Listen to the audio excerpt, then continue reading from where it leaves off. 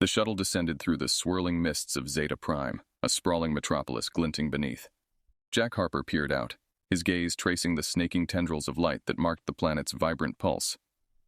"First time at the Galactic Center, Mr. Harper?" The pilot's voice crackled over the comm.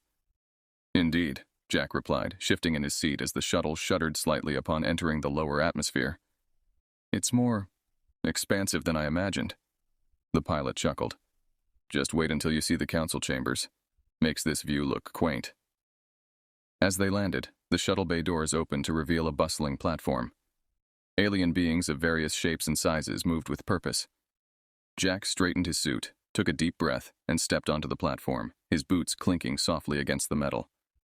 A towering figure with iridescent skin and multiple limbs approached him, extending a hand, or something like it. "Welcome to Zeta Prime, Earthman. I am Threx, your liaison." Jack took the offered limb, careful to mimic the pressure he felt. "Thank you, Threx. It's an honor to be here." Threx led him through a series of corridors. "The Council is eager to meet you, Mr. Harper. Your application has caused quite a stir." "I hope a good kind of stir," Jack said, adjusting his translator device. "Curiosity, mostly," Threx replied, his voice echoing slightly in the vast hallway. "Humanity is still quite mysterious to us." They arrived at a large door carved with intricate symbols. Threx paused, his eyes scanning Jack's face. "You are about to enter the heart of galactic diplomacy, Mr. Harper. Are you prepared?" "As I'll ever be," Jack responded, his voice steady despite his racing heart. The doors slid open silently, revealing a colossal chamber filled with representatives from 1,000 worlds. Murmurs filled the air, a cacophony of alien languages that made Jack's translator buzz with activity. Threx announced him loudly, "Esteemed members, presenting Jack Harper of Earth." All eyes turned toward him. Jack stepped forward, his heart thumping in his chest. A small, wiry creature with bright eyes and a twitching nose scuttled up to him. "Is it true humans can survive the vacuum of space unaided?" It squeaked. Jack smiled. "Not at all. We're quite fragile in that respect." Laughter rippled through the chamber, a good sign. Jack took the opportunity to look around, meeting gazes, nodding respectfully. An aquatic being in a floating tank bubbled a greeting. "Your planet's oceans. Are they as vast and unexplored as our data suggests?" "Vast, yes. Unexplored, not entirely. We've always been drawn to the mysteries of our own world, just as we're now drawn to the mysteries of the galaxy." A figure shrouded in shadows hissed softly. "And what mysteries does humanity hope to solve by joining the Galactic Council?" Jack's response was calm and clear. "We seek understanding, alliances, and the shared knowledge that can help solve not just our mysteries, but those of the universe." His words seemed to resonate, a murmur of approval humming through the ranks. Threx leaned in, whispering, "Well spoken, Mr. Harper." The meeting progressed with Jack fielding questions, clarifying misconceptions about humanity, and learning about his potential future allies. When the assembly finally adjourned, Threx guided him out. "You handled yourself well," Threx remarked as they walked back through the corridors. Jack exhaled, the tension easing from his shoulders. "It feels like walking through a minefield in there." "Perhaps," Threx agreed. "But today you walked it well. Rest now, Mr. Harper. Tomorrow the real work begins." Jack Harper stood before his quarters mirror, adjusting his tie for the umpteenth time. The reflection staring back at him looked every part the diplomat, but his nerves told a different story. "Jack, you ready to head out?" A voice crackled through his communicator. "Almost," he replied, giving his tie one final tug. "I'll meet you in 5 minutes." As Jack exited his room, he found Threx waiting with a warm smile, or at least what passed for one among his species. "Today, you'll sit in on the council deliberations. It's mostly procedural, but it's important to understand the rhythms of debate," Threx explained as they walked towards the council chambers. "I appreciate the guidance," Jack said, matching Threx's strides. "I'm here to learn." The towering doors of the council chambers greeted them again. This time, however, Jack felt a flicker of familiarity rather than trepidation. Inside, the chamber buzzed with a lively energy. Representatives mingled, exchanging news and gossip in a babble of languages. Threx navigated through the crowd, introducing Jack to key figures. "This is Ambassador Lyria of the Trilax Federation." Threx gestured towards a slender figure with luminous skin.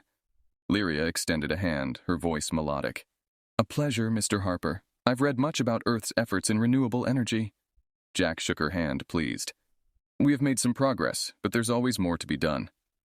Their conversation was soon interrupted by a booming voice. Is this the human I've heard so much about? A large, crustacean-like creature clattered forward. Senator Cragg of the Crustalline Empire, Threx introduced. Senator, this is Jack Harper. Cragg's eyes gleamed. Yes, the human. Your species has quite the reputation for resilience. It will be interesting to see if the rumors hold. Jack smiled diplomatically.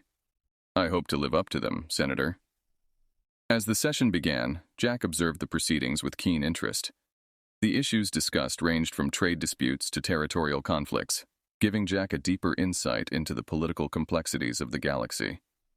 During a recess, a group of younger delegates approached Jack with questions about Earth's culture and technology. So, your vehicles are primarily ground-based? One delegate asked, a hint of disbelief in his tone. For the most part, though we're developing more advanced aerospace tech, Jack responded, enjoying the exchange. As the day wore on, Jack felt his initial nervousness transform into something akin to excitement. The galaxy was vast and complicated, but here he was, engaging with it head-on. At the end of the session, Threx and Jack debriefed in a quieter corner of the chamber. You're making quite the impression, Jack. Keep this up, and you'll have allies in no time, Threx commented, a note of respect in his voice. Jack nodded, thoughtful. It's one thing to make an impression, another entirely to make a difference. I hope I can do both. Threx clapped him on the shoulder. With time, Jack. With time. As they left the chambers, the suns of Zeta Prime began to set, casting long shadows over the metallic landscape. Jack felt the weight of his mission, but also the possibility it held. Tomorrow he would dive deeper into the intricacies of galactic diplomacy, but for tonight, he allowed himself a moment to just take it all in. As the third day of Jack Harper's diplomatic mission on Zeta Prime dawned, he prepared for a less formal but crucial part of his visit. Today was dedicated to cultural exchange, set in the lush gardens of the council grounds, a place where diplomacy met nature. Jack and Threx strolled through the verdant pathways, discussing the day's schedule. The gardens are not just for leisure, they are a testament to Zeta Prime's commitment to biodiversity, Threx explained, gesturing towards the exotic flora around them. Looks like Earth's botanical gardens, but with a twist, Jack remarked, admiring a luminous plant that seemed to pulse with life. Their conversation was interrupted by a sudden commotion ahead. A crowd had gathered, their voices a mix of excitement and apprehension. Jack's curiosity piqued. He quickened his pace toward the source of the disturbance. What's going on? Jack asked a nearby delegate, a small, bird-like creature who looked up at him with wide eyes. It's the Gorgath, the apex predator of Delvin III. It's rarely brought out like this. They say it's untamable, the delegate chirped nervously. As they approached, Jack saw it, a massive beast with scales that shimmered between blue and green, its eyes gleaming with a fierce intelligence. It was held by thick chains, controlled by several handlers struggling to maintain a grip. Jack's heart raced as he assessed the creature. It was magnificent and terrifying, a true force of nature. As he watched, a young alien child broke away from her guardian, drawn by curiosity, and darted towards the Gorgath. Stop her! Someone shouted, but it was too late. In a split second, Jack acted. He dashed forward, reaching the child just as she stumbled near the beast. With one arm, he scooped her up, and with the other, he reached out to the Gorgath. His hand brushed its snout, and the beast's rumbling growl ceased. Jack's eyes locked with the Gorgath's, a silent understanding passing between them. The crowd gasped. The handlers froze, and the child in Jack's arms whimpered, frightened but unharmed. You calmed it, one handler muttered in disbelief, his eyes wide as he looked at Jack.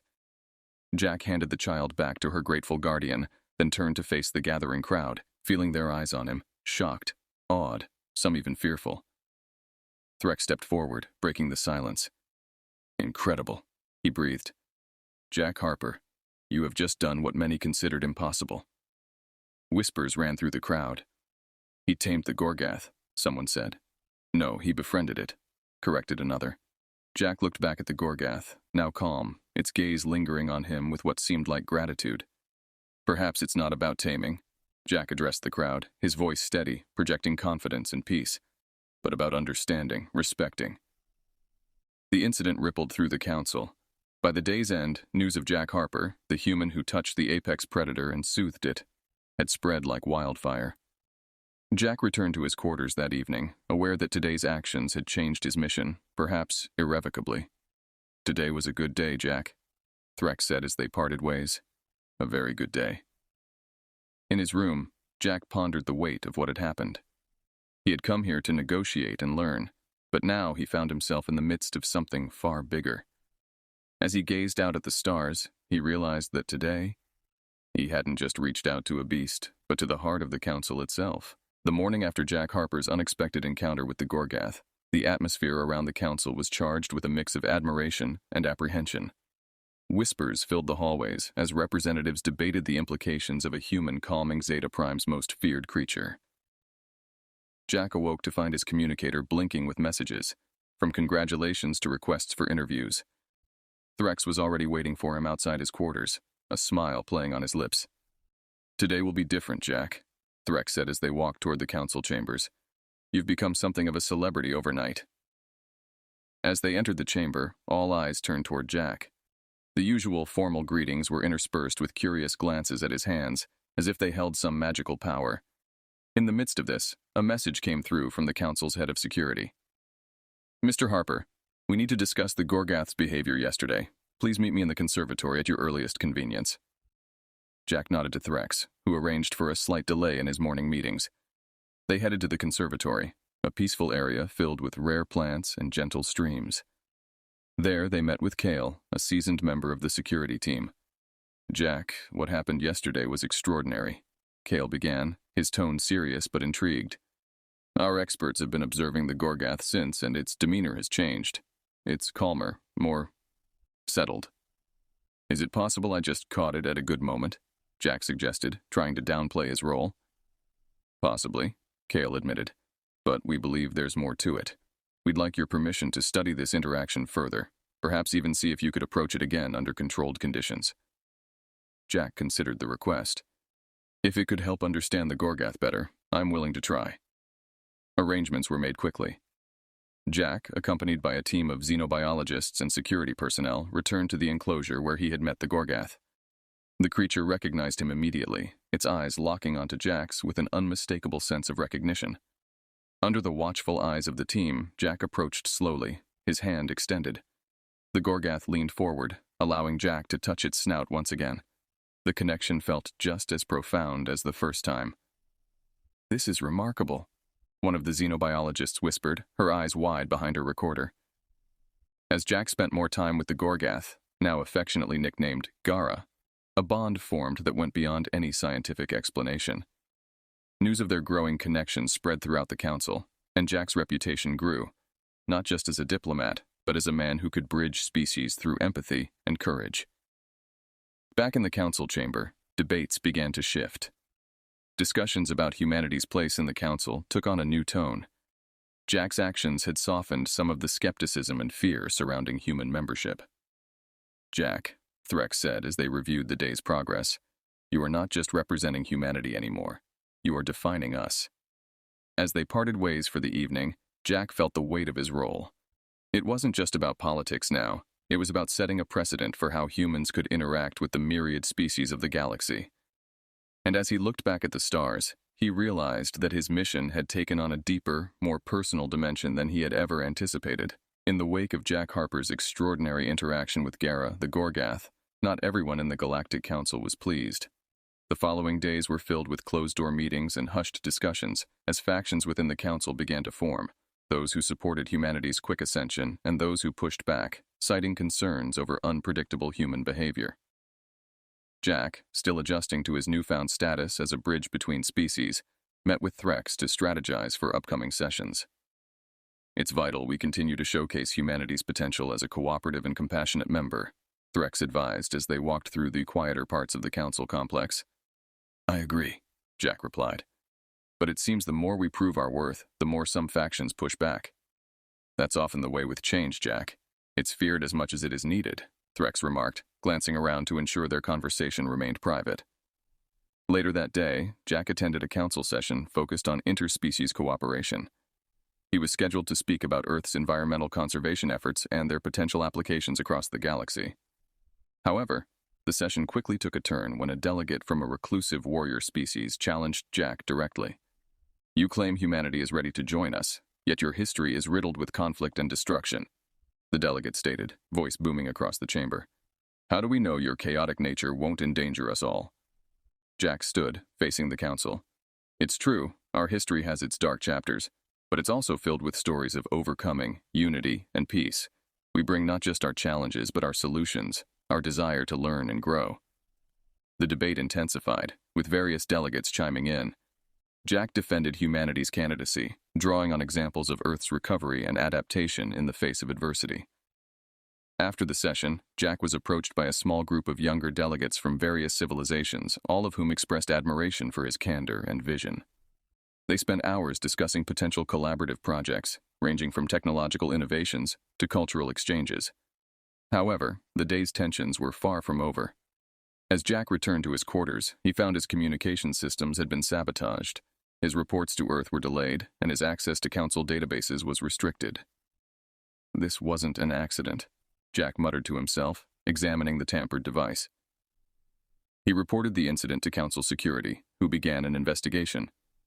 Despite the setback, Jack found an unexpected ally in Kale, the head of security.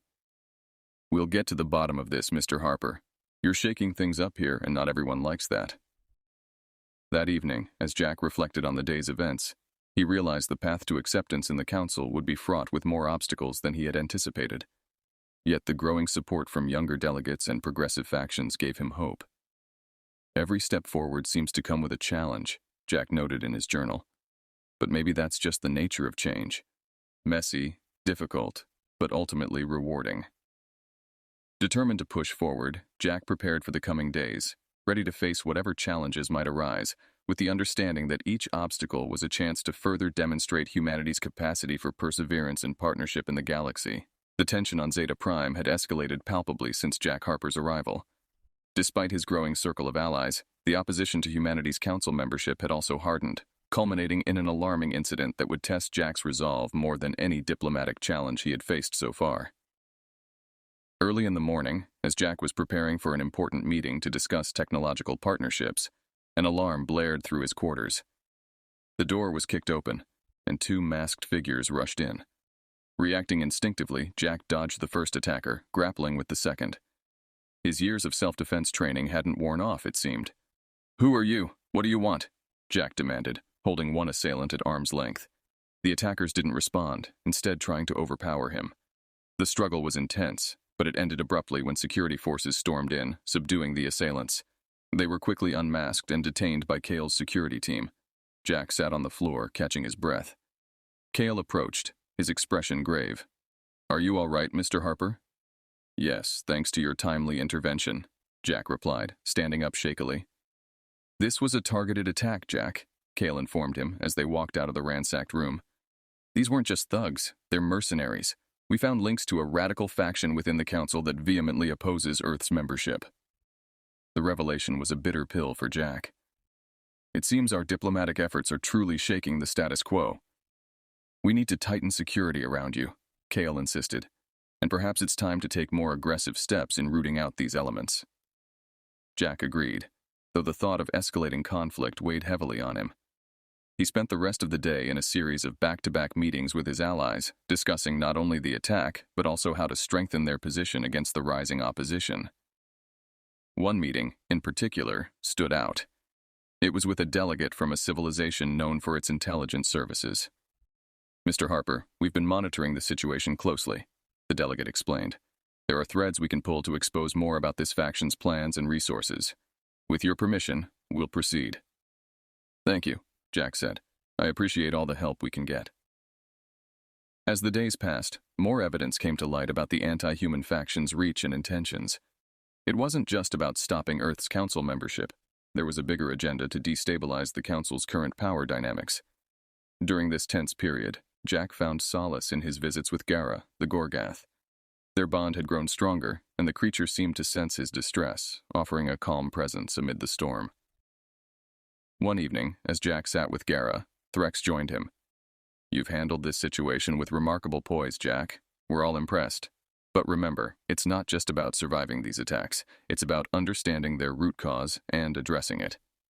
Jack nodded. "We're on it, Threx. We're going to expose this faction and show the Council the strength of unity over division." As they left the enclosure, Jack felt a renewed sense of purpose. The challenges were significant, but so were the opportunities for meaningful change. With each step forward, he was not just fighting for Earth's place in the Council, but also championing a vision of collaboration that could shape the future of the galaxy. Jack Harper's days on Zeta Prime had evolved from diplomacy to a tightrope walk of political intrigue and imminent threats. As he garnered more information about the anti-human faction with the help of allies, the time came to confront the broader implications of their schemes not just for Earth, but for the stability of the entire Galactic Council. One morning, Jack met with Threx and a group of trusted delegates in a secure location deep within the Council headquarters. Maps and digital screens flickered around them, displaying connections, financial trails, and intercepted communications from the faction. "We have enough to expose them publicly," Jack stated firmly, pointing to the evidence. "But we need a plan that goes beyond accusation. We need to show how their actions could endanger all member species." Threx nodded, his eyes scanning the data. "A direct approach. Bring this to the Council floor. Challenge them under the full gaze of the galaxy." Jack agreed. "It's risky. If we fail, it could set back our membership bid indefinitely. But if you succeed, it will solidify Earth's position as a key player in the Council," another delegate added. The strategy was set. Jack would call for an emergency session, lay out all the evidence, and call for a decisive vote on Earth's membership, turning the exposure of the faction into a pivotal moment of truth for the Council. The day of the Council meeting arrived. The chamber was packed, the air thick with tension.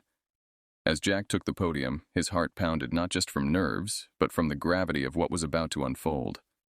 "Ladies and gentlemen of the Council," Jack began, his voice echoing across the chamber.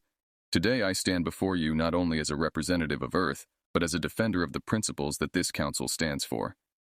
He proceeded to unveil the faction's plans, detailing their attempts to manipulate Council policies and incite instability. Gasps and murmurs spread through the chamber as the evidence was displayed, undeniable and damning. "This is not just an attack on Earth's bid for membership. It's an assault on the unity and integrity of this Council," Jack declared, his gaze sweeping over the assembly.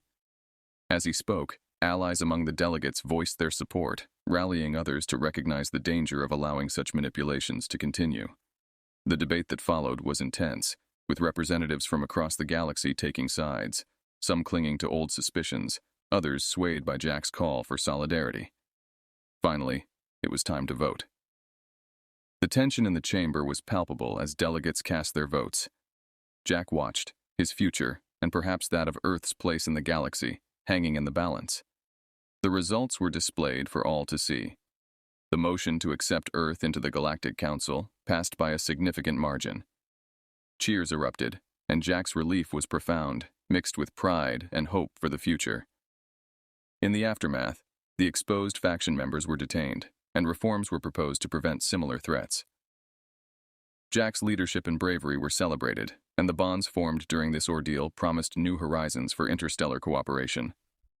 As Jack exited the chamber, Threx beside him, he felt a weight lift from his shoulders. They had not only survived the challenge, but had turned it into a victory for unity. "Today, we didn't just win a seat at the table," Jack said to Threx, a smile breaking across his face. "We helped secure a future where collaboration outweighs conspiracy." Threx clasped Jack's shoulder, nodding. "And that, Jack Harper, is why humanity belongs here." The morning after the historic vote that welcomed Earth into the Galactic Council, Jack Harper stood on the balcony of his quarters, watching the sunrise over Zeta Prime's horizon. The city below buzzed with a vibrant energy, a stark contrast to the stillness of space beyond. Today, he wasn't just observing a new dawn on an alien world. He was witnessing the beginning of humanity's new era in the galaxy.